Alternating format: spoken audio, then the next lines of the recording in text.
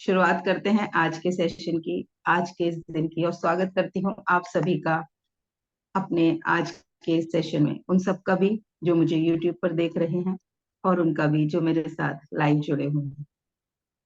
तो कई दिन से हम वाइब्रेशंस के ऊपर बात कर रहे हैं, हमारी वाइब्रेशंस।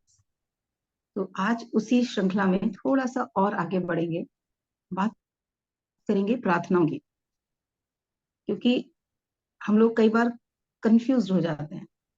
मैं भी होती थी।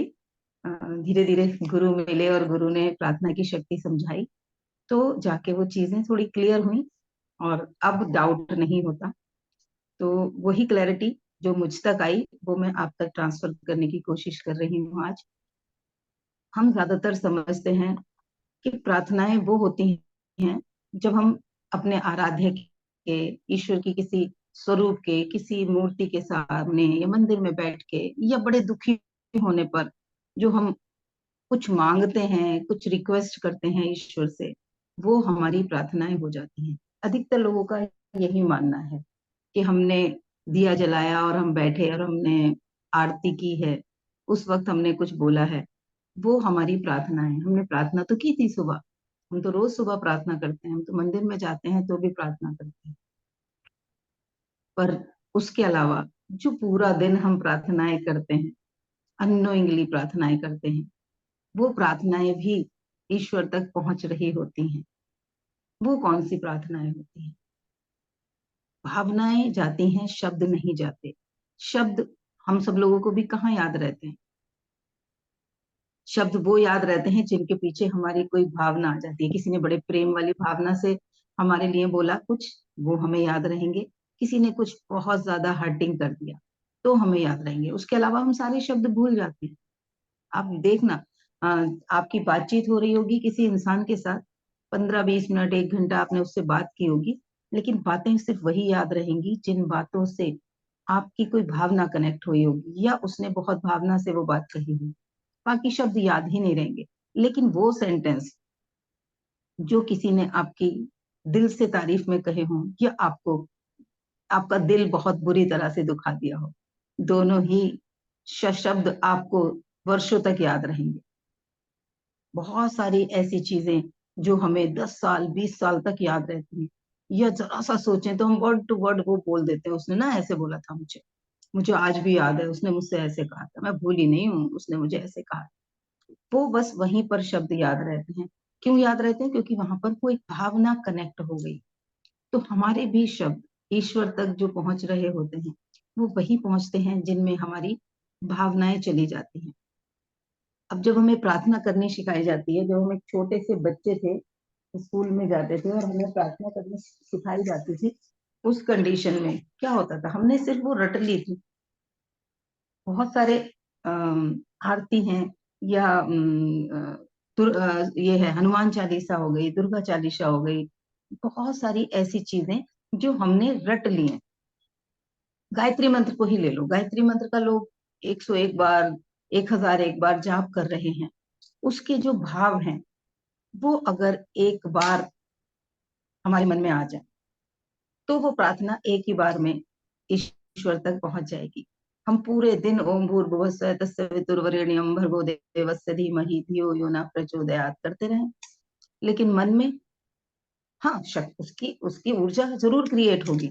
मैं ये नहीं कहती कि उसकी ऊर्जा क्रिएट नहीं होगी, क्योंकि उसमें, उसके शब्दों में भी, उस मंत्र में भी बहुत ऊर्जा है। कोई कंट्रोवर्सी ना हो इसलिए मैं इस बात को बता दूं कि मैं ये मानती हूँ कि जाप करने से उससे एक ऊर्जा जरूर होगी। लेकिन अगर एक बार हमने उसके भावों को समझ लिया, उसके भावों में हम चले गए कि हे ईश्वर, तूने ही हमें उत्पन्न किया है, तू ही पालन कर रहा है, और मैं तेरे ही चरणों में नमन करती हूँ, बारंबार नमन करती हूँ। तूने ही इस प्रकृति को बनाया है, तूने ही इस जगत को बनाया है, तू ही हम सबका पालनहार है, सब कुछ तेरी मर्जी से चल रहा है। पूरा अगर हम भाव में चले जाएं, फिर तो कोई डर नहीं रहेगा, कोई चिंता नहीं रहेगी, कोई परेशानी नहीं रहेगी। कुछ भी अगर हो रहा है तो विश्वास और बन जाएगा कि ईश्वर की मर्जी से हो रहा है, ईश्वर ही सब कुछ डायरेक्शन में करा रहे हैं, उनकी ही, उन्होंने ही पैदा किया है, और वो ही हमें पालन करने वाले हैं। वो सर्वशक्तिमान है। ये भावनाएं जब हमारे भीतर जागृत हो जाएंगी, एहसास में आ जाएंगी, तो आप सोच के देखो ना, फिर उन शब्दों की तो जरूरत ही नहीं रहेगी। आप हाथ जोड़े या टकटकी लगाए किसी स्वरूप को या किसी मूर्ति को देख रहे हो या आकाश की ओर देख रहे हो, वो कनेक्शन इतना स्ट्रांग बन जाएगा कि बिना कुछ शब्दों के आपकी वो प्रार्थना ईश्वर तक पहुंच जाएगी। तो वैसे ही पूरा दिन हम अपनी भावनाओं में किन चीजों के साथ कनेक्टेड रहते हैं, वो सब हमारी प्रार्थनाएं बन जाती हैं। वो सब हमारे लिए ऊर्जा क्रिएट करने लगते हैं। अननोइंगली हम बहुत कुछ ऐसा मांग लेते हैं जो हमारे जीवन को दिशा भ्रमित कर देता है। तो प्रार्थनाओं की शक्ति को हम समझें कि प्रार्थनाएं हमारी पहुंचती हैं और उनके रिजल्ट भी आते हैं। अब कैसे उन चीजों के साथ में हम तालमेल बैठाएं? तो पहले तो सबसे पहली चीज कि शब्दों से ज्यादा भावनाओं में जाएं। आप जो भी बोल रहे हैं उसके पीछे के अगर वो शब्द संस्कृत में है तो जरूर एक बार दो बार उसके भावों को खोजें और पढ़ें। अधिकतर पुस्तकों में लिखे हुए होते हैं, उस मंत्र के नीचे ही उसके भाव। दुर्गा सप्तशती की बात करो तो वहां पर एक एक मंत्र जो होता है उसके नीचे उसके पूरे भाव हिंदी में लिखे होते हैं। ऐसे ही और भी मंत्र होते हैं जो उनके सबके भाव उनके साथ में लिखे होते हैं। उन भावों को जरूर पढ़ें। आरती अगर हम कर रहे हैं, आरती में तो जरूर हमारे भाव जाते हैं, लेकिन अगर हम वो एक रटे रटाए तोते की तरह रिपीट कर रहे हैं कि आरती भी एक काम की तरह करना है, आज आरती नहीं हुई और आरती करनी है, मन में चल रहा है गैस पे दूध रखा है निकल ना जाए, और माचिस जला के दिया जला के और जल्दी जल्दी जल्दी ओम जय जगदीश हरे गा दिया हमने, वो काम तो पूरा कर दिया लेकिन वो प्रार्थना नहीं हुई। उस दिन की एब्सेंट तो लग गई, अटेंडेंस नहीं लगेगी उस दिन की, क्योंकि हमने उस समय भाव नहीं रखे। उसकी बजाय अगर उस वक्त समय नहीं है आरती गाने का, आपके पास नहीं है 5 मिनट, कि 5 मिनट से ज्यादा किसी आरती में नहीं लगते मेरे हिसाब से, गाने में उसकी पूर्व तैयारियों में लगते हैं। दिया जलाएंगे, उस भाव में बैठेंगे, साफ सफाई करेंगे, जो भी भोग लगाना है उसकी तैयारी करेंगे, उसमें समय लगता है। वो जो आरती की कुछ लाइनें पढ़नी होती हैं उसमें 5 मिनट से ज्यादा नहीं लगेंगे। तो वो 5 मिनट भी अगर आपके पास शांति वाले नहीं है तो मैं कहूंगी कि सिर्फ हाथ जोड़ें ईश्वर के सामने और उनसे कहें, मैं ना समझ हूं, मुझ में वो शक्ति नहीं कि मैं अपने भावों को आप तक पहुंचा पाऊं, पर मैं पूर्ण रूप से खुद को आपके चरणों में सरेंडर करती हूँ। आप सर्वशक्तिमान हैं, आप सब सर्वज्ञाता हैं, आप सब कुछ जानते हैं। आपको मेरे लिए जो बेस्ट लगे वो करें, मुझसे वो सब करा लें जो मेरे लिए बेस्ट है। और आज पूरा दिन मैं आपका साथ चाहती हूँ, हर पल मेरे साथ रहें। भावनाओं से सिर्फ इतना कह ले कि मेरे साथ रहना, मेरे साथ चलना, मेरा हाथ थामे रहना। ये एक एक लाइन भी अगर निकल जाती है मन से तो वो जो कनेक्शन बनता है परम पिता परमात्मा से, वो बहुत स्ट्रांग होता है। जैसे मैं आप लोगों से कई बार कहती हूँ कि मुझे एंजल नंबर्स दिखते हैं, कभी घड़ी में दिखते हैं, कभी कार्स के नंबर प्लेट पे दिखते हैं, कभी कभी कोई वीडियो जो होगा उसकी कितनी देर का वो प्ले हुआ है, वो जो टाइम आ रहा होता है वहां पर दिख जाते हैं। कभी मैं कुछ सर्च कर रही होती हूँ तो वो सर्च बार के नीचे भी हर वीडियो के नीचे जो मिनट्स लिखे होते हैं, कितने बड़ा वीडियो है, वहां पर वो एंजल नंबर्स मुझे दिख जाते हैं। अलग अलग जगह वो एंजल नंबर्स मुझे दिख जाते हैं। तो जब मुझे वो दिखने शुरू हुए, और मेरी एक और फ्रेंड है जो भी ऑकल्ट साइंस में है, तो उनसे मैंने बात की, क्योंकि उस वक्त हम लोग एंजल एंजल नंबर्स पे, एंजल थेरेपी पे हम लोग एक कोर्स किए थे। तो मैंने उसको बोला, मैंने कहा मुझे बहुत नंबर दिख रहे हैं।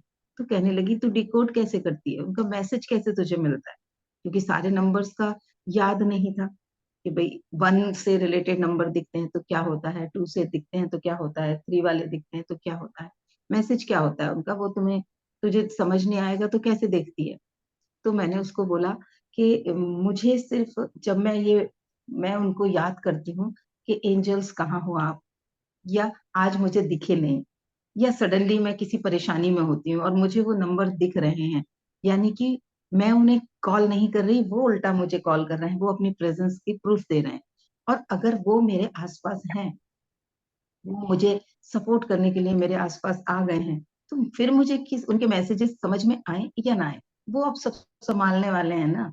अब उनकी ड्यूटी है, वो मुझे कहाँ ले जाएंगे, कैसे करेंगे, वो जाने और उनका काम जाने। मैंने उनको एक्नॉलेज कर लिया, मुझे वो दिख गए। मैं तो, होता है ना, बच्चा छोटा सा घबरा रहा होता है, मम्मी नहीं दिख रही घर में, रास्ते में सड़क पे कहीं मम्मी दिखनी बंद हो जाए भीड़ में, और जैसे ही उसको मम्मी दिखेगी तो वो बच्चा, कोई डर तो सारा खत्म हो जाएगा, उसको पता है सामने है मम्मा, अब तो भाग के पकड़ लूंगा, या मम्मा मुझे अपने आप संभाल लेगी, या मम्मा मुझे देख रही है। तो इस तरीके से जो हम फीलिंग में वो बच्चा जाता है, हम भी उसी फीलिंग में चले जाएंगे। तो वैसे ही वो एंजल्स मुझे जब दिख रहे हैं तो मुझे डरने की या उनका मैसेज समझने की अभी कोई टेंशन नहीं है। और ऐसे ही जब हम प्रार्थनाएं इतनी सरेंडर भाव से करते हैं, तो उनका क्या आंसर आएगा वो भी हमें ईश्वर जता देते हैं। तो जब भी हमने मन से ये प्रार्थनाएं की हैं कोई भी, उसके साथ साथ अपने आप से एक बात और ईश्वर से कहें कि हे ईश्वर, मुझ में इतनी शक्ति और दें कि मैं आपके इस प्रार्थना के जवाब में जो आपके संकेत आने वाले हैं, मैं उन संकेतों को समझने की शक्ति दे देना मुझे, मैं उन संकेतों को समझ पाऊं। क्योंकि ईश्वर, ये प्रकृति, ये यूनिवर्स हमें हमारी प्रार्थनाओं के जवाब भेजते हैं। वो हमें वो सब कुछ करने के लिए इंट्यूशंस देते हैं, अंदर से हमें वो विचार आते हैं, आसपास से हमें वो चीजें दिख जाती हैं, वो चीजें समझ में आ जाती हैं। तो लेकिन हम उनको समझ पाए इसके लिए आप लोगों को एक कहानी सुनाती हूँ कि एक जगह एक गांव था, वहां बाढ़ आ रही थी बहुत ज्यादा, और लोग भाग रहे थे वहां से। पता चल गया था कि डैम से कुछ पानी ज्यादा लीक हो गया है, और अभी थोड़ी देर बाद ये गांव डूबने वाला है। तो लोगों ने वहां से बचने के लिए भागना शुरू किया। तो एक इंसान था जो ईश्वर की बहुत ज्यादा उपासना करता था, बहुत पूजा करता था। उसने कहा, मैं तो, मुझे तो मेरे ईश्वर बचाएंगे, और वो वहीं बैठा था, वो जा ही नहीं रहा था, अपने उस घर के छत पर बैठा था। लोग आते जाते उसको बोल रहे थे, भाई चल, बस थोड़ी देर में पानी बढ़ने वाला है। वो जा ही नहीं रहा था। फिर और लोग आते जाते उसको देख रहे थे, धीरे धीरे वहां पर पानी बढ़ता चला गया। वो पानी अ, जब गांव की सड़कों पे बहने लगा, तब भी कुछ लोग बैलगाड़ी वगैरह से जा रहे थे निकल निकल के, तब भी लोगों ने कहा, आजा भाई आजा, हमारे साथ आजा। वो नहीं माना। फिर उसके बाद भी कुछ लोग नाव लेके आने लगे, इतना पानी बढ़ गया कि पहला ग्राउंड फ्लोर डूब गया। नाव वालों ने भी कहा कि बाबा चल, डूब जाएगा, मर जाएगा तू, यहाँ पे बहुत बुरी हालत होने वाली है। तो वो नहीं आया, नहीं, मेरा ईश्वर मुझे बचाएगा। उसके बाद में जब बहुत ज्यादा पानी भर गया, वो ऊपर की छत से थोड़ा सा ही बचा हुआ था, हेलीकॉप्टर से बचाव वाले लोग आए कि कोई और तो नहीं रह गया। उन्होंने भी उसको बोला, रस्सी फेंकी, चल भाई चल, यहाँ से चल, डूब जाएगा, मर जाएगा। पर वो ईश्वर में मुझे अटूट विश्वास है, मेरा ईश्वर मुझे बचाएगा। और वो नहीं हिला। और वहां से आप सब समझ सकते हैं कि क्या हुआ होगा। वो घर ढह गया जिसकी छत पर वो बैठा हुआ था, और उस इंसान की मृत्यु हो गई। जब वो पहुंचा ईश्वर के पास, तो उसने कहा कि जो लोग आप पर विश्वास नहीं करते थे, आपने उन सबको तो बचा लिया। मैं तो आप पर बहुत विश्वास करता था, मुझे तो उम्मीद थी, पूरी पूरी उम्मीद ही नहीं, मुझे पूरा विश्वास था कि आप जरूर आओगे, आप मुझे बचाओगे, लेकिन आपने मुझे बचाया क्यों नहीं। तो ईश्वर ने उसे कहा कि भाई, इतने रूप बदल बदल के आया था, कितनी बार तुझे बचाने आया था, मैंने हर बार तेरी तरफ अपना हाथ फेंका, पर तू तो आया ही नहीं। मैंने वो जाते हुए इंसान से, वो दौड़ते हुए इंसान से, वो बैलगाड़ी पे जाते हुए इंसान से, वो नाव में आते हुआ इंसान, वो भी तो मैं ही था। हेलीकॉप्टर से मैं ही तुझे बचाने आया, लेकिन तूने मेरे इशारों को नहीं समझा। तो मैं क्या कर सकता हूँ उसमें। तो वही हमारे साथ होता है। हमारे जीवन में भी परमपिता परमात्मा बहुत सारे इशारे करते हैं हमारे आसपास। जब हम किसी परेशानी से जूझ रहे होते हैं, तो वो सॉल्यूशंस के रूप में बार बार कुछ चीजें भेजते हैं। हम उनका कनेक्शन चेक नहीं कर पाते, हम उन्हें कोरिलेट नहीं कर पाते कि ये जवाब हमारी प्रार्थनाओं के आ रहे हैं, और उन इशारों को नहीं समझ पाते, उस पर एक्शन नहीं लेते, इसलिए हमें रिजल्ट नहीं मिल पा रहे होते। और हम कहने लगते हैं, मेरी तो प्रार्थना ईश्वर सुनते ही नहीं, मेरी प्रार्थना तो पता नहीं क्या है, ईश्वर मेरी ही प्रार्थना नहीं सुनते। तो बस एक प्रार्थना अपनी जो भी आज तक आप करते आ रहे हो, उस प्रार्थना के साथ साथ एक प्रार्थना और ऐड कर लो कि हे ईश्वर, आपको जो मैंने प्रार्थना की है, जब आप जवाब भेजें तो मैं आपके इशारे समझ पाऊं, ऐसी शक्ति मुझे देना। ये जागृति अपने अंदर लाएं कि मैं अपने ईश्वर और उस डिवाइन प्लानिंग की जो भी इंडिकेशंस मेरी तरफ आ रहे हैं, जो भी इंट्यूशंस मुझे हो रही हैं, मुझ में वो क्लैरिटी आ जाए, मैं उन चीजों को क्लैरिटी से आइडेंटिफाई कर पाऊं।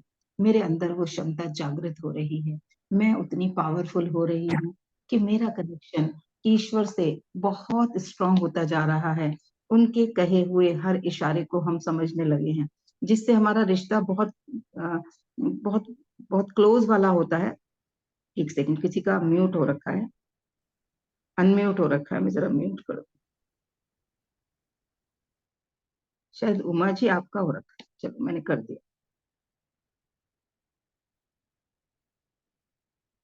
ठीक है।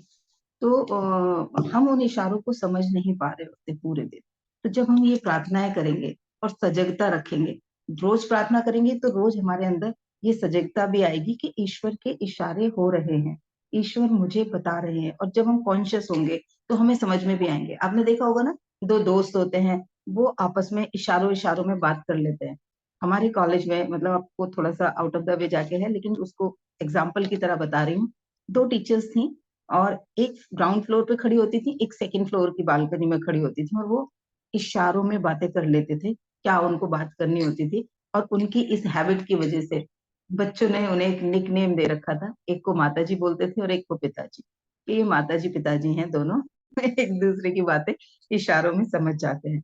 तो वैसा ही कनेक्शन जब हमारा ईश्वर के साथ बनने लगेगा, जब हमारे अंदर वो विश्वास बनने लगेगा कि वो मेरी प्रार्थनाएं सुन रहे हैं, वो मेरी प्रार्थनाओं के जवाब दे रहे हैं, बस मेरी गलती हो रही है कि मुझ में वो समझ नहीं है, कि मैं इशारे नहीं समझ पा रही। बच्चे भी कुछ गेम खेलते हैं ना, एक को मूवी का नाम दे दिया जाता है, वो इशारों में समझाता है, और उसका जो दूसरा पार्टनर होता है उसको उस मूवी का नाम गेस करना होता है। मुझे नाम याद नहीं आ रहा उस गेम का, क्या बोलते हैं उसे। तो वो गेम जैसे बच्चे खेलते हैं, वैसे ही हम अगर ईश्वर के उन इशारों को समझने लगे, जब हम कोशिश करेंगे, जब हम इंसानों के इशारे समझ जाते हैं, तो परमपिता परमात्मा तो बहुत सहज इशारे करेगा हमारी तरफ। वो तो, उसे तो पता है ना हमारी कैपेबिलिटी का। लेकिन वो विश्वास अगर मेरे अंदर होगा कि वो मुझे इशारे भेज रहे हैं, तो मेरा जो डर होगा, वो मेरे लिए मेरे साथ चल रहे हैं, तो वो जो टोटल डर की क्वांटिटी आज होती है, वो क्वांटिटी ऑटोमेटिकली रिड्यूस हो जाएगी। मे बी वो 50% रहे, मे बी वो 80% रहे, मे बी वो 100% डर खत्म हो जाए। कि आप जिसके अंदर जितना ज्यादा इस बात का विश्वास हो जाएगा कि मेरी प्रार्थनाएं वो सुन रहे हैं, और वो मेरे लिए जो बेस्ट है वो करने वाले हैं। जो मैं हमेशा कहती हूँ कि अपने लॉजिक से हम अपनी इच्छाओं को मांगते हैं, पर हो सकता है वो चीज मेरे लिए हार्मफुल हो, वो चीज आने वाले फ्यूचर में मेरे लिए दुखदाई हो जाए, जो मैं अभी मांग रही हूँ। तो ईश्वर से हमेशा यही प्रार्थना करो कि आप तो सब जानते हैं, आप तो सर्व ज्ञाता हैं, जो भी कुछ मेरे डिवाइन प्लानिंग के हिसाब से है, मेरे जीवन की दिव्य योजना के हिसाब से जो मेरे लिए सही है, आप वो दे दो। मैं अनजाने में कुछ गलत प्रार्थनाएं कर भी जाऊं तो प्लीज उसे मत सुनना। ये ईश्वर से आप प्रार्थना कर सकते हो। और जब हम इस तरीके से कनेक्शन में जाएंगे, तो आप देखोगे कि कुछ भी आपको पेन नहीं देगा। ये इसे कहते हैं ईश्वर को मदद करना, कि वो आपकी प्रार्थनाओं को पूरा कर दे। Help God to help you. ईश्वर आपकी मदद कर पाए, उसके लिए आपको ईश्वर की मदद करनी होती है। जैसे एक छोटा बच्चा होता है ना घर में, जब कुछ बड़ा आयोजन हो रहा होता है और वो आके अपनी टांग अड़ा रहा होता है, वो कुछ कुछ नए, ये भी कर दूं मम्मा, ये भी कर दूं, वो उठा उठा के कुछ चीजें दे रहा होता है। पता चला आपने तो वो सजा के रखा है, वो वहीं से उठा उठा के चीजें आपको दे रहा है। बहुत छोटा बच्चा होता है तो वो ऐसे करते हैं। मेरी बड़ी वाली बेटी ने कुछ क्राफ्टिंग की थी आइसक्रीम स्टिक से। उसने बड़े प्यारे प्यारे फुटवेयर्स बना के, और एक छोटा सा एक प्लेटफॉर्म पे उसने डेकोरेट करके वो पेयर्स रखे थे, बड़े प्यार से उसने मोती और पता नहीं क्या क्या चीजें उसमें लगा के उसने बनाए थे। हम लोग सोए हुए थे, छोटा बेटा बहुत छोटा सा था, उसने एक एक चीज बड़े सलीके से एल्युमिनियम फॉइल को अलग, चम्मच को अलग, सबको निकाल के उनको ट्रे में रख दिया सजा के। लो दीदी आपका सामान, लो मैंने आपका काम कर दिया। अब बच्चे ने क्या सोचा, मैंने आपका काम कर दिया। लेकिन उसने काम तमाम कर दिया। उस बच्ची की जो पूरे मेहनत थी, उसने जो भी डिजाइनिंग की थी, वो सारी बर्बाद कर दी थी।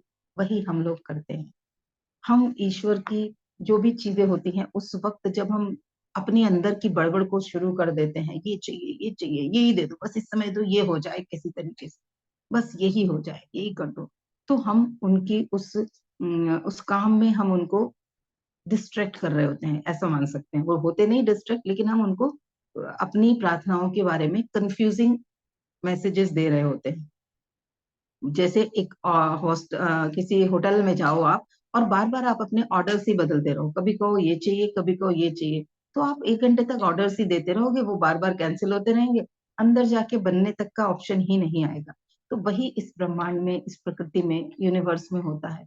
तो हमें सिंपल सी एक प्रार्थना, जब हमें कुछ समझ में नहीं आ रहा कि क्या हो रहा है, लालच आएगा मन में, ये मिल जाएगा ना तो मैं इसमें से निकल जाऊंगी, ये सोल्यूशन हो जाएगा तो मेरी ये समस्या का समाधान हो जाएगा, और उस समय हमने वो समाधान मांग लिया, और थोड़े दिन बाद पता चला, हे भगवान, काश उस वक्त ये ना चुना होता।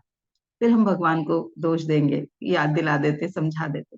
तो उससे अच्छा है पहले ही कहो कि मैं ये चाहती हूँ, जो भी आपकी इच्छा है आप उनको बोलो, मैं ये चाहती हूँ, पर आप मुझे वही देना जो मेरे दिव्य योजना के अनुसार मेरे लिए अच्छा हो, जो मेरे जीवन की आगे की जो भी योजना है, डिवाइन प्लानिंग है, आपकी जो प्लानिंग है मेरे लिए, जो मैं आपसे वादा करके इस धरती पर एक पर्पस लेके आई हूँ, उस पर्पस के सपोर्ट में मेरी जो भी अ, आपको मुझे करना हो, मेरी उन उन चीजों को आप पूरा कर देना, मुझे वो दे देना। जब इस तरीके की प्रार्थना हम करेंगे, पूर्ण सरेंडर हमारा होने लगेगा, बाकी की सारी बड़बड़ खत्म हो जाएंगी, बाकी की सारी चिंताएं खत्म हो जाएंगी। और आप सब लोग जानते हैं, जब चिंताएं खत्म होंगी तो अंदर एक होप, एक विश्वास, एक हैप्पीनेस की फीलिंग आएगी, और हैप्पीनेस की फीलिंग में हम उस वाइब्रेशन मोड पे आ जाते हैं जो एक हायर वाइब्रेशन के कैटेगरी में आएगी। और जब हम हायर वाइब्रेशंस में होंगे, तो हम हायर वाइब्रेशंस के लोग, हायर वाइब्रेशंस की चीजें, स्थितियां, इवेंट्स सब अपने जीवन में अरेंज करने लगेंगे, तो बेस्ट चीजें हमारी तरफ आने लगेंगी। जब हम पेन वाली फीलिंग में होंगे तो पेन वाली आएंगी। तो पूरे दिन में हम कब ईश्वर से बात कर रहे होते हैं, जब हम खुद से बात कर रहे हैं, खुद से कह रहे हैं, अरे कुछ नहीं रखा, सब खत्म हो गया है, तेरे साथ तो कभी कुछ अच्छा ही नहीं होता, तेरी जिंदगी में तो ये परेशानियां चल रही हैं। जो मैंने कल के सेशन में आप लोगों को रिमाइंडर दिया था कि पूरे दिन अपना स्वसंवाद चेक करते रहें, वो भी हमारी प्रार्थनाएं बन जाती हैं। काश, जितनी चीजें हम काश के साथ बोलते हैं, वो सब हमारी प्रार्थनाएं बन जाती हैं। तो चेक करें कि कितनी सारी चीजें आपके जीवन में काश के साथ हो रही हैं। काश ये हो जाए, काश ये ना हुआ होता, काश उस वक्त ये कर लिया होता, काश उस वक्त मैंने मना कर दिया होता। ऐसे बहुत सारी चीजें जो भी काश के साथ आपके मन में चल रही होती हैं, समझ जाएं वो आपकी प्रार्थनाएं हो रही हैं। और सजगता आ रही है तो हम ये भी समझेंगे कि ईश्वर ने अगर इस काश को तथास्तु बोला, तो जीवन पे क्या फर्क पड़ जाएगा। तो हम सजग हो जाएं, और सजगता के साथ जब हम प्रार्थनाएं करेंगे तो जीवन हमारा बहुत बेहतरीन बनता चला जाएगा। तो प्रार्थना करें, आज का दिन बेहतर होने वाला है, आज मेरे साथ सब कुछ बहुत अच्छा होने वाला है। हे ईश्वर, आज आप जो मुझे बार बार अपने प्रेजेंस शो कर रहे हो, उसके लिए एडवांस में धन्यवाद। क्योंकि जब जब आपको इंडिकेशंस मिल रहे होंगे, इसका मतलब वो प्रेजेंट है वहां पर, वो अपनी प्रेजेंस आपको शो करा रहे हैं, है ना। जब आपको लगेगा आपकी प्रार्थना का जवाब आ रहा है, यानी कि ईश्वर ने उस वक्त अपनी प्रेजेंस शो कराई। जैसे हम व्हाट्सएप पे देखते हैं ना किसी को, उसका लाइव दिख रहा है, वो ग्रीन कलर में दिख रहा होता है ना, तो हम समझ जाते हैं अच्छा ऑनलाइन है ये। या ग्रीन, ब्लू टिक हो गया डबल, तो उसने रीड कर लिया, हमें समझ में आता है ना, क्योंकि वो हमने व्हाट्सएप की भाषा सीखी हुई है। वैसे वैसे ही ईश्वर अपनी प्रेजेंस हमें शो करते हैं। हमारे अंदर उम्मीद की एक किरण अगर जागी है, हमें अगर ऐसा एहसास हो रहा है कि मेरे पास सोल्यूशन आने वाला है, तो वो भी उनकी प्रेजेंस है, और वो लोगों को हमारे आसपास भेजेंगे, हमारी परिस्थितियों में कुछ ना कुछ परिवर्तन लाएंगे, जो हमें अपने जीवन में, अपनी प्रार्थनाओं में के जवाब के रूप में दिख रही होंगी। तो ध्यान रखेंगे, हम ईश्वर को मदद करेंगे, उनके उन्हें मदद करेंगे कि वो हमें सपोर्ट कर पाए, हमें हेल्प कर पाए। तो उन सिंपल सा कहें कि हे ईश्वर, मेरे द्वारा करी गई प्रार्थनाओं का जो भी जवाब है आप मुझे भेज रहे हैं, मैं उनके इंडिकेशंस को पहचान पाऊं, मुझे वो शक्ति जरूर देना। और मुझे जो मैं मांग रही हूँ, जो मैं चाहती हूँ, ये मेरी इच्छा है, वो आप देखें। अगर ये मेरे डिवाइन प्लान में है तो ये दे दें, नहीं तो जो भी कुछ मेरे डिवाइन प्लान में I am waiting for that, I am eagerly waiting for that. मुझे वो शक्ति दे दो कि मैं उसको समझ पाऊं, उसको पहचान पाऊं। इस तरीके से हम अपनी प्रार्थनाओं को जब करने लगेंगे तो हमारे जीवन में सहजता आ जाएगी, हमारे जीवन में सरलता आ जाएगी, और हम निरंतर निरंतर अपनी प्रार्थनाओं के साथ ईश्वर के साथ कनेक्टेड रहेंगे। और जब हम ईश्वर के साथ कनेक्टेड रहेंगे तो ना कोई डर होगा, ना कोई चिंता, ना कोई परेशानी, और जो कुछ भी हो रहा होगा वो मेरे बेहतरी के लिए हो रहा होगा, मेरी डिवाइन प्लानिंग के साथ हो रहा होगा। तो आई होप आप लोग आज का मेरा मैसेज क्लियरली समझ पाए होंगे। किसी को अभी तक कुछ कहना है तो जरूर कहें, फिर हम मेडिटेट करेंगे। आज थोड़ी सी लंबी मेडिटेशन कराऊंगी आप जी। किसी ने अपने आप को कोरिलेट किया हो तो जरूर बताएं।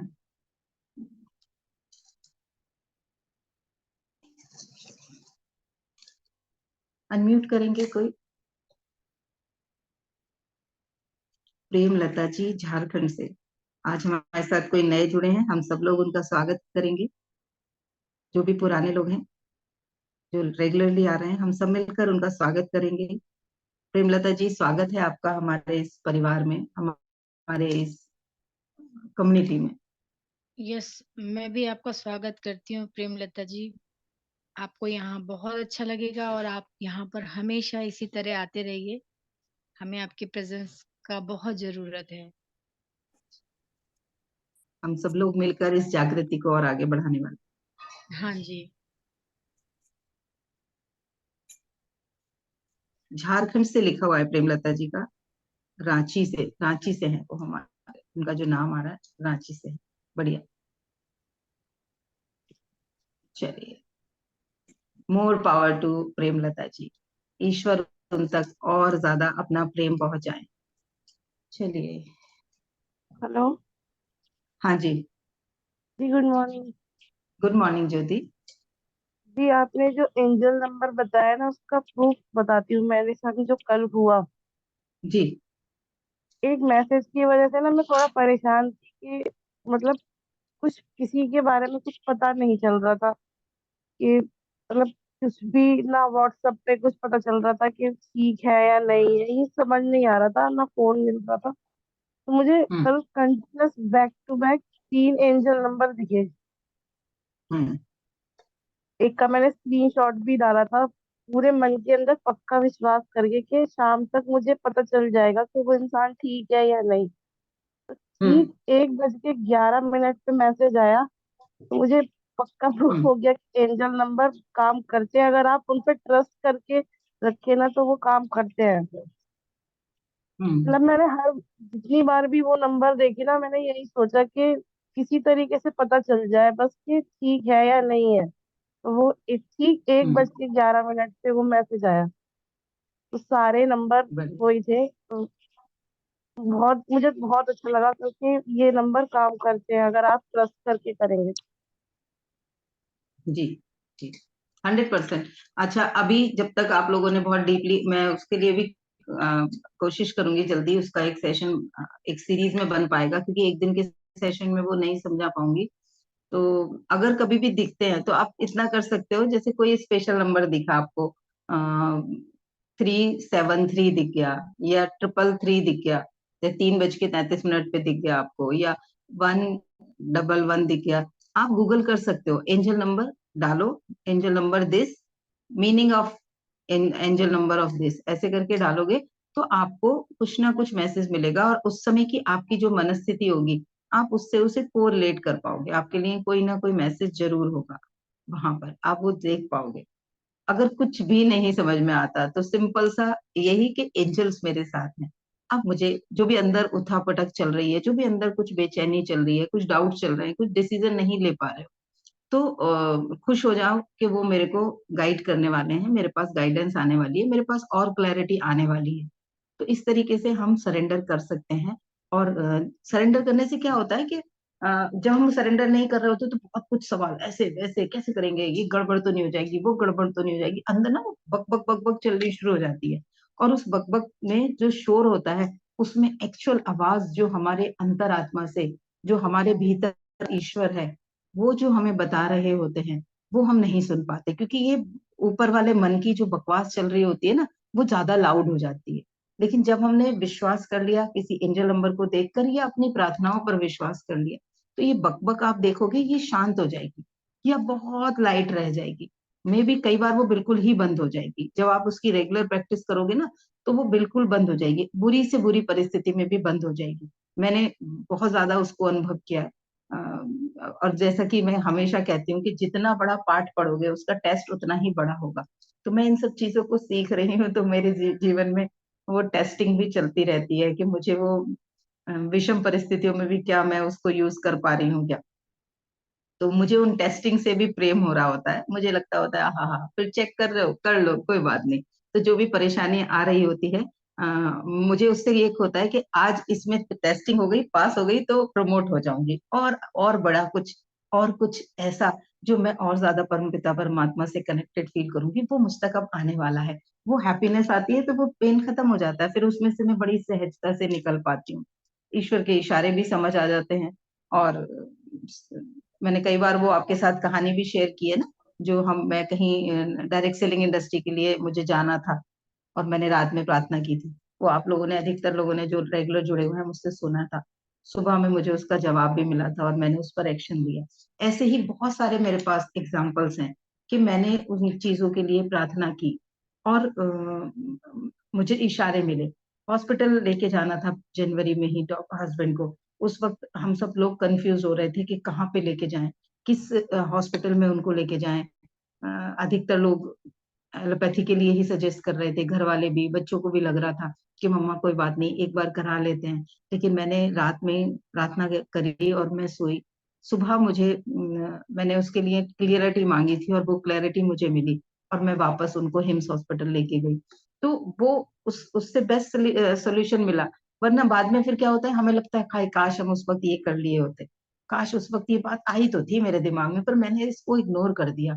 ऐसी बहुत सारी सिचुएशन होती हैं कि हमें इंट्यूशन की तरह अंदर से आवाज आ रही होती है, पर हम उसे मन और अंतरात्मा की आवाज का डिफरेंशिएट करना सीख नहीं पाए हैं, इसलिए हम कंफ्यूज हो जाते हैं। तो फीलिंग अगर चेक कर लेंगे, जो अंतरात्मा से आवाज आती है, वहां पर सेफ्टी की फीलिंग होती है, वहां पर डर कम होता है, चिंता कम होती है। और जो मन की आवाज होती है, वहां कंफ्यूजन, कई बार वहां बहुत ज्यादा कंफर्ट भी मिल जाएगा आपको। जो मन की आवाज होगी वो आपको आसान लगेगी करना, और जो अंतरात्मा की आवाज होगी वो हो सकता है आपको उसको करना टफ लगे, क्योंकि वहां से निकालना है ना, आपको परेशानी में से निकालना है उन्हें। तो वो रास्ता हो सकता है टफ हो, जो जो आपको कंफर्ट जोन में लेके जा रहा है, वो ऐसे हो गया जैसे एलोपैथी मेडिसिन होती है। घुटनों में दर्द है, आपने खाया, पेन की वजह खत्म नहीं हुई, पेन खत्म हो गया।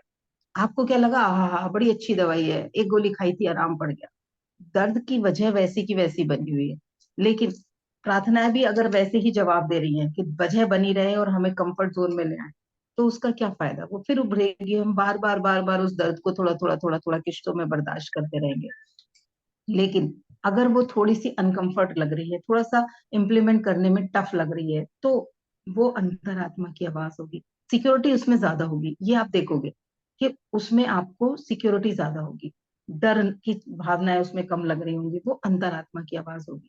तो जब रेगुलरली हम उन चीजों को सरेंडर करके ऑब्जर्वेशन करेंगे, नोटिस करेंगे, तो हम खुद ही अपने अंदर की फीलिंग को जज करने लगेंगे, समझने लगेंगे कि ये मेरे ईश्वर की आवाज है, ये अंतरात्मा की आवाज है, ये मेरी प्रार्थना का जवाब है, और अब मुझे इसे ही करना है। सब चीजें विरोध में दिख भी रही होंगी ना, तो भी आप उसी को मान लोगे, क्योंकि आपके अंदर वो फेथ डेवलप हो चुका होगा, आपने उसको प्रैक्टिस कर ली होगी। और नो डाउट ये एक दिन में नहीं आएगा, इसके लिए निरंतर अभ्यास करना होगा, विश्वास करना होगा कि ईश्वर की व्यवस्था हम सबके लिए सदैव काम करती है, वो हमेशा हम पर निगरानी बनाए हुए। ठीक है, आई होप मैं अपना मैसेज ट्रांसफर कर पाई होंगी आप सब लोगों के साथ। चलिए करते हैं। हाँ ज्योति। नहीं, अब तो ना, अब एक चीज कर रही है कि टफ पेपर ना उसी को मिलता है जो सॉल्व करने की कैपेबल होता है। हाँ ये तो है। तो अब ना किसी भी 100% मतलब, एग्री करती हूँ। 100% एग्री करती हूँ। वो मैंने अभी बोला ना कि जो सीख लिया है टेस्ट तो उसके लेंगे ना। अगर बच्चे ने अभी ए लिखना सीखा है तो टीचर उसका टेस्ट लेगी तो ए ही सीखा, ए ही तो लिखवा के देखेगी। उसने बी बी लिखना सीखा ही नहीं है अभी, तो बी का टेस्ट कैसे लेगी?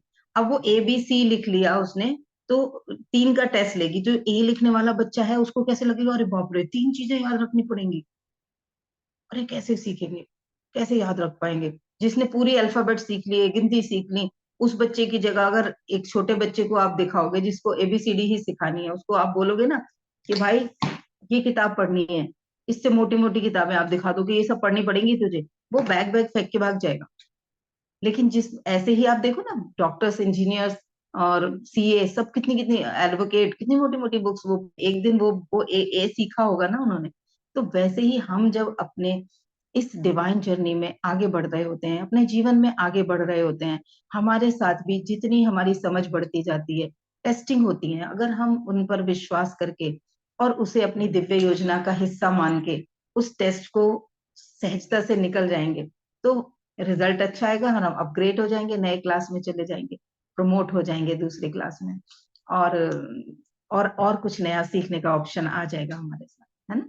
अगर हम वहीं उलझे रह जाएंगे तो वही वही वाला चैप्टर दोबारा भी पढ़ना पड़ेगा और दोबारा से भी एग्जाम लेना देना पड़ेगा, रीटेस्ट होगा। तो एक ही बार में सीख जाए हम, हे ईश्वर तेरे सिखाए हुए पाठों को मैं सहजता से सीख पाऊं, समझ पाऊं, ताकि निरंतर मैं प्रगति के मार्ग पे चलती रहूं। सहजता से ये प्रार्थना करते रहो। दिन भर जब भी डर लगे तो उसमें से उस डर का सोल्यूशन, जो भी आपको लगता है कि मुझे अब सोल्यूशन चाहिए, तो क्या चाहिए वो छोड़ दो, ईश्वर से सिंपल ये मांगो। मैं उसके लिए बस एक छोटे से शब्द का इस्तेमाल करती हूँ, कुछ समझ में नहीं आता, कोई बड़ा सेंटेंस, कोई बड़ी प्रार्थना कुछ नहीं करती, सिर्फ शांत मन से बैठ जाती हूँ और बोलती हूँ help, help, help, please help me, please help me, please help me. ये एक शब्द हेल्प, कि आप ईश्वर को बोल रहे हो help, help, help, help, help, आप देखो एकदम से हेल्प आएगी। जो भी करेगा मैं बताती हूँ उसको रिजल्ट मिलेगा, 101% मिलेगा। ठीक है, चलिए मेडिटेट करते, किसी को और को कुछ शेयर करना है? किसी को कुछ शेयर करना है? नहीं तो मैं मेडिटेशन कराती हूँ। Good morning ma'am. जी good morning Sunita ji. Ma'am, मेरे जीवन का सबसे बड़ा एक तो मतलब मैं बहुत प्रॉब्लम में थी, मतलब मुझे लिटरली इतना गुस्सा आता था, इतना गुस्सा आता था कि हर छोटी छोटी बात पे ना परेशान हो जाती थी और अपने जी। आप को इनसिक्योर फील करती थी। पर हम्म। पिछले 1 साल से मैंने ईश्वर को अपना ही गुस्सा समर्पित कर दिया और ईश्वर से बोला कि हे मालिक, मेरे से अब ये मैं अपने आप को नहीं कंट्रोल कर पा रही हूँ। हर छोटी छोटी बात पे हम्म। परेशान होना, अपने आप को इनसिक्योर फील करना, गुस्सा आना, मैं बहुत परेशान रहती हम्म। थी। तो मैंने अपने ईश्वर को समर्पित कर दिया कि मैंने सब कुछ करके देख लिया, मैं अपने गुस्से को कंट्रोल नहीं कर पा रही, अपने आप की परेशानी को कंट्रोल नहीं कर पा रही हूँ। अब इसे आप खत्म कर दीजिए, जड़ से खत्म कर दीजिए। और यकीन माना हम्म। मैम कि पिछले आज 1 साल से मैं इतनी ये प्रार्थना करते करते धीरे धीरे धीरे धीरे मेरा गुस्सा बहुत मतलब लगभग लगभग खत्म ही है, लगभग लगभग। आपने अभी अभी आपने 15-20 दिन पहले भी मुझे एक कुछ शेयरिंग की थी ना, कि जी जी मेरे मैम। से कि आप उस रात में दिन कुछ डिस्टर्ब थी और आपने फिर कुछ प्रार्थना करके ईश्वर से, अ, और आप सो पाई, वरना आप कह रही थी मैं पूरी रात नहीं सो पाती उस जी स्थिति में, जी जो अगर जी पहले वाली होती। जी जी। तो मैंने उस दिन क्या मैं था? इतना क्या था? मैम किसी चीज को लेके मुझे गुस्सा आ गया था और मैं सारा दिन हम्म। मतलब मेरी आंखों में आंसू थे, रात में भी मैं बहुत परेशान थी। फिर मैंने अपने ईश्वर से यही प्रार्थना किया कि जो भी हुआ उसके लिए मैं अपने आप को दोषी नहीं मानती हूँ, नहीं मानती हम्म। हूँ। वह जो भी हुआ हो सकता है नोलिए नोलिए हो गया होगा, कुछ भी वो ईश्वर समझे। और मैंने ईश्वर से हम्म। बस यही कि हे ईश्वर, अगर मुझसे कोई भी अगर गलती हुई तो मुझे क्षमा कर दीजिएगा। और मुझे आगे के लिए सही रास्ता दिखाई। बस ये प्रार्थना करते करते मैं कब में मुझे नींद आ गई मुझे नहीं पता। और मेरा सच में मैंने ये देखा है कि अगर आप अपने आप को ईश्वर को कर सौंप दें तो आपकी बहुत सारी चीजें खत्म हो जाए। मुझे लिटरली इतना गुस्सा आता था, इतना गुस्सा आता था। कभी कभी तो कुछ चीजें ऐसी होती थी कि नहीं भी गुस्सा करने वाली तब भी गुस्सा आ जाता था। फिर लेकिन जब से मैंने आपको ज्वाइन किया, आपकी रोज मैं सेशन सुनती हूँ, आपने बोला कि जब गुस्सा आए तो उसको पहले 2 मिनट रुक करके समझो क्या हुआ है, क्या हो रहा है, हाँ, उसके रिएक्शन बाद। दूंगी पर 2 मिनट बाद। हाँ अभी जी। अभी जवाब दूंगी, छोड़ूंगी नहीं, बिल्कुल नहीं छोड़ूंगी इसको। तो 2 मिनट बाद दूंगी, अपने ईश्वर से 5 मिनट यही, बाद दूंगी। जी, तो मैंने अपने ईश्वर से यही प्रार्थना करी कि मैं अपने गुस्से को कंट्रोल नहीं कर पा रही हूँ। प्लीज अब आप इसे मेरे से, मैं नहीं हैंडल कर पा रही हूँ, अब आप इसे खत्म कर दीजिए। और रोज मेरी प्रार्थना में यही रहता है। बस मैं आज मुझे साल भर हो गया लेकिन मेरा अब गुस्सा पहले से मतलब लगभग लगभग खत्म ही है। मैम कभी कभी थोड़ा बहुत आ बहुत जाता है बढ़िया, लेकिन खत्म है। कॉन्ग्रेचुलेशन। नहीं, थोड़ा बहुत तो जरूरी भी है जिंदगी में।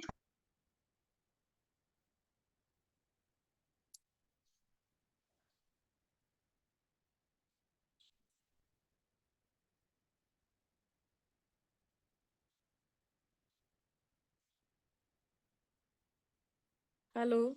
है, माँ को दिख रहा है बच्चे को डांटे बिना वो नहीं समझेगा पढ़ने के लिए, तो वहां उसको डांटना होगा, लेकिन अंदर से वो उस भाव में रहे कि मैं उस प्रेम की भलीभूत वशीभूत होके मैं उसके बेहतरीन के लिए, बेहतरी के लिए इस समय गुस्से का नाटक कर रही हूँ।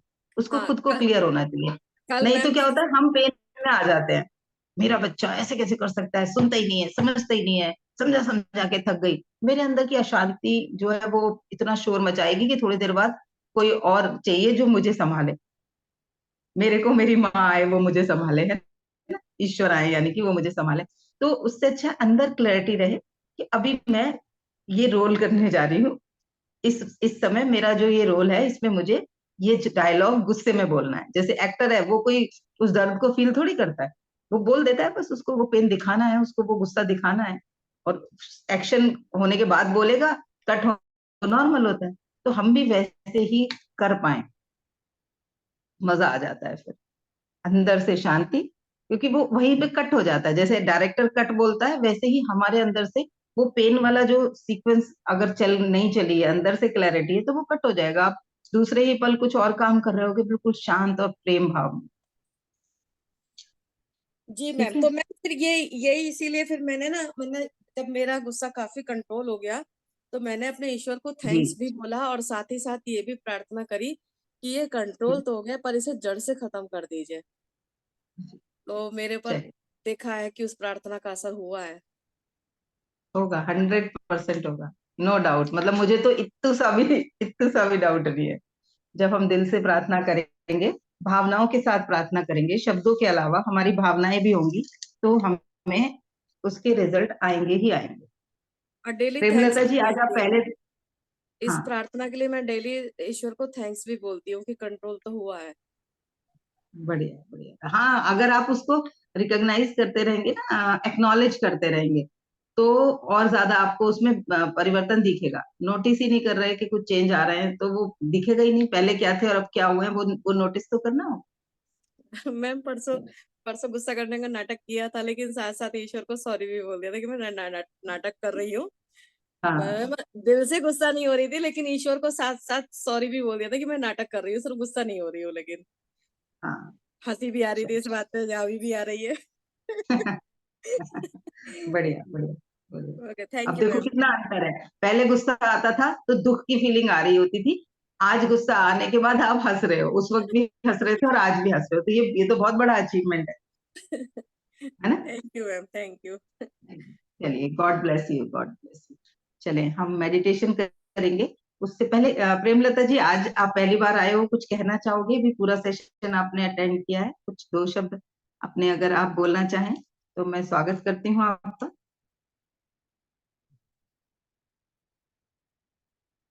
आपको कहाँ से हमारे सेशन का पता चला, अगर ये भी बताना चाहें,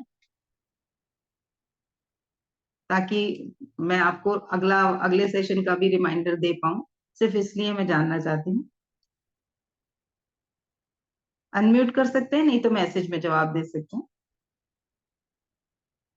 इफ यू आर कंफर्टेबल। ठीक है। चलिए, कोई बात नहीं। ओके, कोई बात नहीं। अभी शायद वो कंफर्टेबल नहीं होंगी, इसलिए अनम्यूट नहीं कर रही हैं। कोई बात नहीं। चलिए, सभी हम एक आरामदायक मुद्रा में बैठेंगे, अपने शरीर को ये बताते हुए कि अब मैं ध्यान के लिए बैठ रही हूँ। अब मेरा सहयोग करना, कृपया मेरा सहयोग करना। अपने ध्यान को अपने पूरे शरीर पर लाएं और उससे रिक्वेस्ट करें, अपने ये मेरे दिव्य प्यारे शरीर, मेरी मदद करना, मुझे सपोर्ट करना।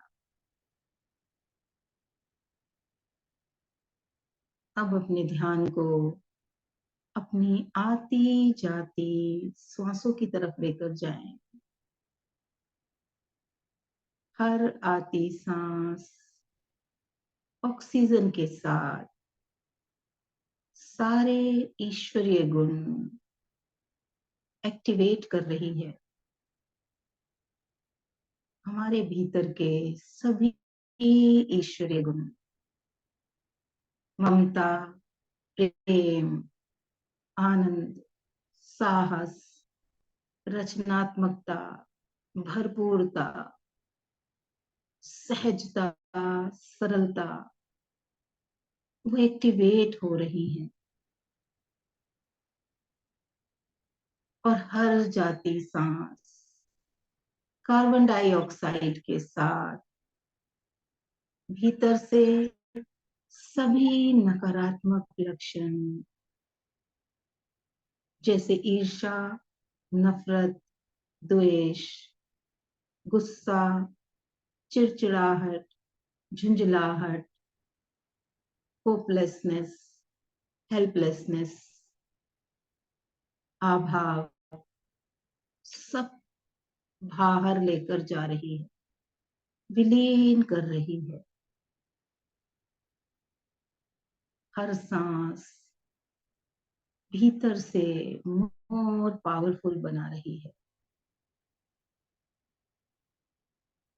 और हर आती सांस, हर बाहर आती सांस भीतर से और खाली और क्लियर करती जा रही है।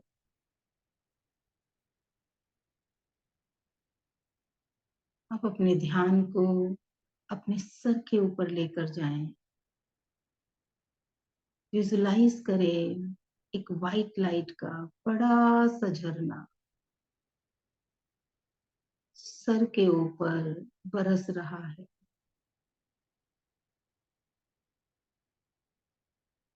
और वो ऊर्जा पूरे शरीर में बहनी शुरू हो रही है।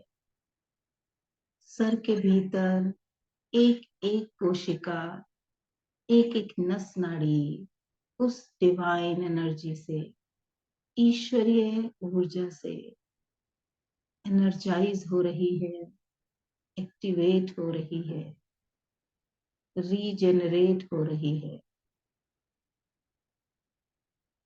अंदर कहीं कोई भी फिजिकल, इमोशनल ब्लॉकेजेस हैं, वो विलीन हो रही हैं। जहां जहां ये वाइट लाइट पहुंच रही है, वहां से वो ब्लॉकेजेस डिसॉल्व हो रही हैं। ये ऊर्जा धीमे धीमे सर से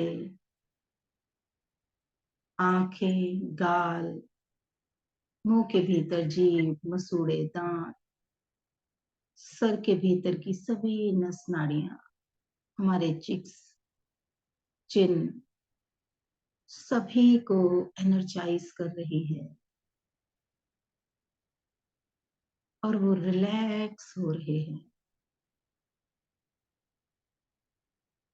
गर्दन और कंधों से होती हुई ये ऊर्जा दोनों हाथों में उंगलियों के पोरों तक बह रही है। कहीं भी कोई अकड़न जकड़न है तो वो विलीन हो रही है। ये ऊर्जा उस अकड़न जकड़न को हील कर रही है, एक एक कोशिका को रीजनरेट कर रही है, एनर्जाइज कर रही है, मोर पावरफुल बना रही है। धीरे धीरे ये ऊर्जा हमारी छाती और पूरे पेट के एक एक ऑर्गन को हील कर रही है। हमारा हार्ट, लंग्स, किडनी, पैंक्रियास, प्लीहा, liver, small and large intestine सब एनर्जाइज हो रही हैं, एक्टिवेट हो रही हैं, क्लीन हो रही हैं। सारे excretory and sexual organs heal हो रहे हैं, एनर्जाइज हो रहे हैं।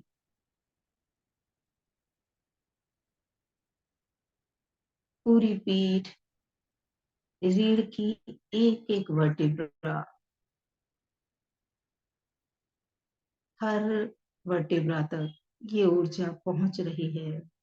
वहां से निकलने वाली सारी नर्व्स हील हो रही हैं, एनर्जाइज हो रही हैं। कूल्हे से ऊपर का पूरा शरीर इस ऊर्जा से चमक रहा है, दमक रहा है। अब कूल्हे और जंघाओं को ये ऊर्जा हील कर रही है। धीमे धीमे कूल्हे की और जंघाओं की एक एक नस नाड़ी, एक एक तंतु हील हो रहे हैं, एनर्जाइज हो रहे हैं। देखिए अपने घुटनों को, घुटनों के भीतर पूरी कार्टिलेज, सिनोवियल फ्लूइड रीजनरेट हो रहा है, हील हो रहा है। ये ऊर्जा आपके घुटनों को ताकतवर बना रही है, हेल्दी बना रही है। काफ मसल्स, एंकल और फुट सोल्स सब एनर्जाइज हो रहे हैं, और जो भी ब्लॉकेजेस थी वो सब बहकर बाहर निकल गई हैं। तलवों से लेकर सर तक पूरा शरीर ईश्वरीय ऊर्जा से भर गया है। देखें अपने पूरे शरीर को बंद आंखों से कैसे ये प्रकाशित हो रहा है, एक चमकदार हीरे की तरह। ईश्वरीय ऊर्जा पूरे शरीर पर जागृत हो गई है और बाहर रेडिएट हो रही है। आपके शरीर से ये किरणें बाहर निकल रही हैं, क्योंकि पूरा शरीर इस ऊर्जा का केंद्र बन चुका है। भरपूर ऊर्जा निरंतर बरस रही है।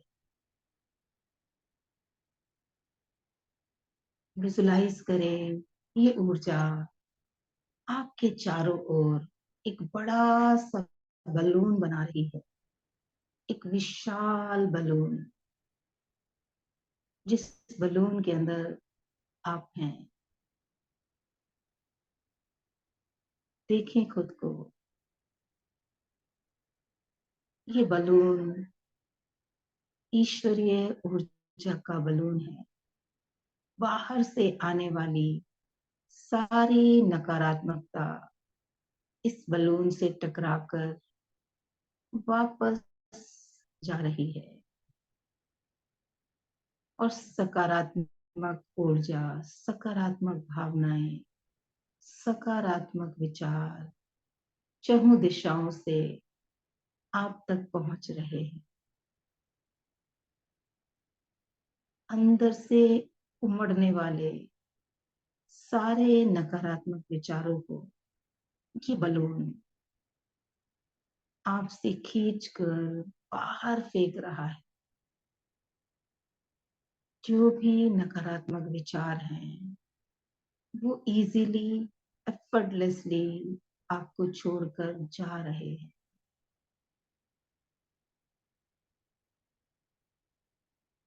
और सकारात्मकता इस बलून के आसपास, अंदर बाहर भरपूर भर रही है। चारों दिशाओं से आप सहज, सकारात्मक, ईश्वरीय ऊर्जा से भरे हुए हैं। ये डिवाइन एनर्जी निरंतर आपको हील कर रही है। भावनात्मक, शारीरिक, मानसिक, सभी तरीके से सारे ब्लॉकेजेस रिमूव हो गए हैं, विलीन हो गए हैं। आप इस स्वच्छ, निर्मल, ईश्वरीय ऊर्जा से एकाकार हो गए हो। उसी ऊर्जा का एक हिस्सा बन गए।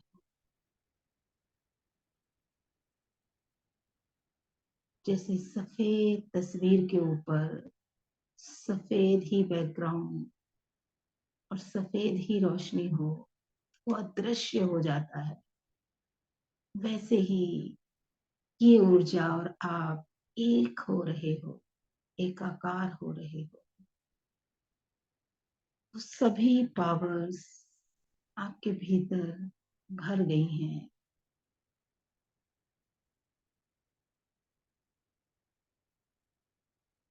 ईश्वर को देंगे धन्यवाद।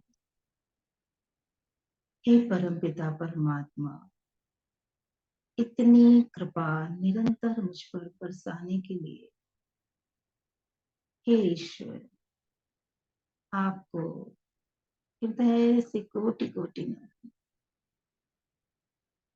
धन्यवाद, धन्यवाद, धन्यवाद। हे प्रभु, आपको बारंबार धन्यवाद।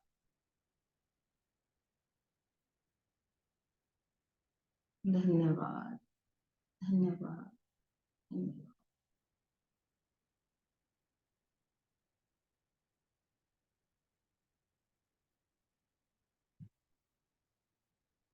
ये जो सुरक्षा कवच बना है, इस सुरक्षा कवच के लिए हृदय से धन्यवाद, धन्यवाद, धन्यवाद, धन्यवाद। हे ईश्वर, कोटि कोटि धन्यवाद।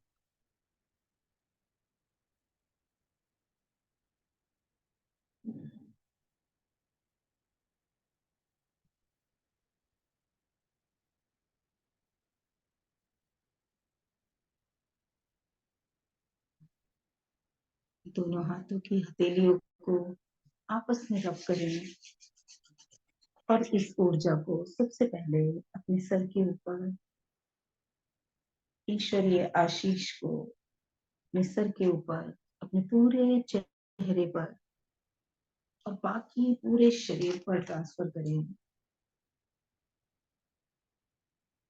जहां जहां तक छू सकते हैं, नहीं तो सांकेतिक रूप में पूरे तलवों तक ये ऊर्जा स्थापित हो रही है, बैलेंस हो रही है। ईश्वर से कहें कि मेरे ध्यान क्षेत्र के बाहर जाने के बाद भी आप ये कार्य निरंतर करते रहें। ये ऊर्जा निरंतर मेरी शक्ति के साथ, मेरी ऑरा के साथ जुड़ी रहे। Thank you, thank you, thank you, thank you God, thank you very much.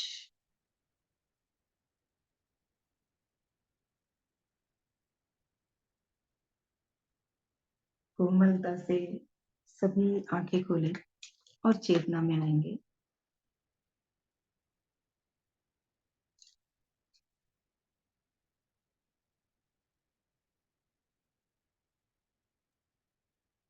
Thank you ma'am, रोज जीवन में इतना अच्छा कुछ सिखाती है, इसके लिए बहुत बहुत thank you ma'am.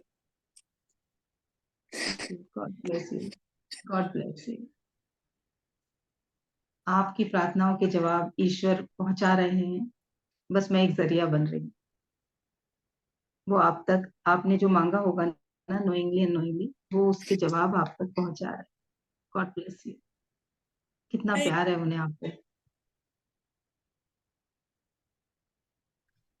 Thank you very much. इस प्यार को जो आपकी आंखों से बह रहा है, बहने दीजिए। ये धन्यवाद है ईश्वर के लिए। God bless you.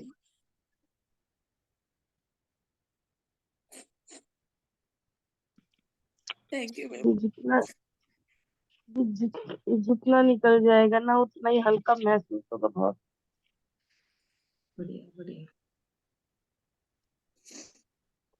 जब किसी को कुछ हमारे शेयर आंसू करना है? हाँ हाँ ज्योति बोलो। जब हमारे आंसू बहते हैं ना, तो वो डायरेक्ट कनेक्शन हो जाता है उस ऊपर वाले के साथ। हाँ। देखो, हम अगर दुखी होके रो रहे हैं, वो आंसू निकलना और ये आंसू निकलना दोनों बिल्कुल डिफरेंट है। मोर पावर टू मत- सुनीता जी। वाह, उमा जी कह रही है more power to Sunita ji. बाकी सब लोग भी कहेंगे more power to Sunita ji. More power unmute जो लोग, मोर हाँ पावर जो टू लोग Sunita unmute, ji. Ji. More More power power to to Sunita ji. More power to Sunita ji. more power to all of us, more power to all of us, and more power to all of them who are seeking for the help।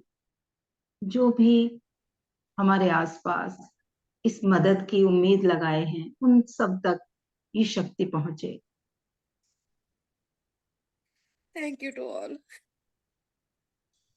Thank you, God bless you. किसी जी को कुछ share करना है तो इसीलिए ठीक है। मैं भी इसीलिए बोल पा रही हूँ क्योंकि एक्सपीरियंस करे हुए हूँ, ये समझ आ रहा है। उनकी फीलिंग्स से कनेक्ट कर पा रही हूँ खुद को। हम्म। ज्योति ने तो बहुत बहुत बड़ी यात्रा तय की है। ज्योति तो मानसिक, शरीर, शारीरिक और भावनात्मक तीनों चीजों में से निकल के आई है। सच में बढ़िया एग्जाम्पल हो और लोगों के लिए भी, कि अगर वो उन परिस्थिति से निकल सकती है तो हम भी निकल सकते हैं। बढ़िया। किसी को और को कुछ शेयर करना है? अदरवाइज आज का सेशन मेरी तरफ से यहीं समाप्त हुआ। ये आपने कहा था ना कि अपने लिए मेडिटेशन की वो बना लो। क्या बना लो? आपने कहा था ना कि अपने लिए कुछ सेलेक्ट करो मेडिटेशन के लिए। मेरे पास सबसे अब तक सतपाल अधाना सर की है, मैं उसे ही सुनती हूँ। जितनी बार सुनती हूँ ना, उतनी बार एक अलग ही एनर्जी आती है। जो आपको सुन के आती है ना, वही सेम आती है। Thank you very much. ईश्वर ने मुझे इस लायक बनाया है कि मैं उनके मैसेजेस दे पा रही हूँ। इसके लिए सच में I am feeling so blessed, I am so blessed. मेरे कि बहुत अंदर से वो उनकी सब। भी उनकी उनकी जो वॉइस होती है ना सर की, वो भी बहुत ज्यादा मतलब अंदर से निकाल देती है सब कुछ। बढ़िया। उमा जी ने फिर कुछ लिखा है, मैम बच्चों से डील और उनके सामने अपने बिहेवियर के लिए भी सेशन रखिएगा। ठीक है उमा जी, रखूंगी, जल्दी करूंगी। पहले खुद से डील करना सीख जाएंगे ना हम, जब स्थिर हो जाएंगे थोड़े से ना। हम ही कांप रहे हैं, कांपते हाथों से क्या क्या बनाएंगे? कांपते हाथों से खाना परोस तो सकते नहीं, वो भी गिरेगा, है ना। तो बाकी चीजें पहले हम थोड़े से हम बैलेंस हो जाए, हम स्थिर हो जाए, हमारे अंदर की बकबक कंट्रोल में आ जाए। वरना उस बकबक के साथ जब हम, आजकल क्या होता है देखो, आप टीचर बनते हैं जो लोग, वो 20% ही खुद सेलेक्ट करके टीचर बनते हैं कि मेरा ड्रीम है, मुझे टीचर बनना है, मुझे बच्चों की जिंदगी में कुछ बड़ा लाना है। इस भावना के साथ आप खुद चेक करना, 100 टीचर्स में से कितने सारे लोग ऐसे होंगे जो सिर्फ इस भावना से बने होंगे। अदरवाइज कहीं और सिलेक्शन नहीं हुआ इसलिए बीटेक बीएड कर लिया, शादी के बाद घर परिवार संभालने की साथ साथ और कोई जॉब कर नहीं पाऊंगी इसलिए टीचर बन गए। सेलेक्ट खुद अपना इस क्लैरिटी के साथ कि टीचर की क्या जिम्मेदारी होती है, टीचर का क्या रोल होता है, और उस जिम्मेदारी को जान के समझ के कितने लोग टीचर बनते हैं। और वो नहीं बनते तो क्या होता है, वो उस भावना से क्योंकि नहीं बने होते, पहले गुरु जो होते थे जो गुरुकुल चलाते थे वो उसी भावना से बने होते थे। और आज क्या होता है, वो खुद इतनी फ्रस्ट्रेटेड होते हैं, खुद इतनी झुंझलाहट होती है, कितने हार्श वर्ड बच्चों को कई बार कुछ टीचर्स बोल देते हैं जो उन बच्चों की पूरी जिंदगी को एक नया मोड़ दे देते हैं, एक ऐसा मोड़ जिसमें से वो कभी नहीं निकल पाते। कुछ भी बोल देते हैं, घर में कुछ हुआ, अपनी जिंदगी की परेशानियां, वो सब कुछ उनके साथ में लेके जी रहे होते हैं और उनसे निकलना उन्होंने नहीं सीखा होता। यानी कि अगर हम कहें तो वो सच्चे टीचर नहीं बन पाए क्योंकि उन्होंने अपने अंदर की उस स्थिति को कंट्रोल करना, उस स्थिति को हैंडल करना, कंट्रोल भी ना कह के हैंडल करना नहीं सीखा है। तो वो उनको वो जिम्मेदारी लेने के लायक नहीं है। एकेडमिकली वो हो गए बीएड करके उस जिम्मेदारी को लेने लायक, लेकिन आप अगर किसी आध्यात्मिक तरीके से देखें या मानसिक तरीके से देखें तो वो नहीं है उसके लायक। पहले उनको सिखाना चाहिए, पहले उन्हें समझ में आना चाहिए, उन्हें पता होना चाहिए कोई बच्चा ऑडिटरी है, उन्हें पता होना चाहिए कोई बच्चा विजनरी है, कोई बच्चा काइनेस्थेटिकल तरीके से सीखेगा। वो जिस तरीके से उन्होंने रट रट के सीखा है वो बाकियों को भी रटा रटा के सिखा है। उन्होंने जो सुना है, उन्हें जो पता है डांटने से ही बच्चा कुछ करेगा, वो उन चीजों को ही यूज कर रहे हैं। तो उनको भी ट्रेन करने की बहुत ज्यादा जरूरत है। चलिए, हम अपने आप को पहले सही से संभालने लायक बन जाएं तो फिर बच्चों को भी संभालना सीखेंगे जरूर।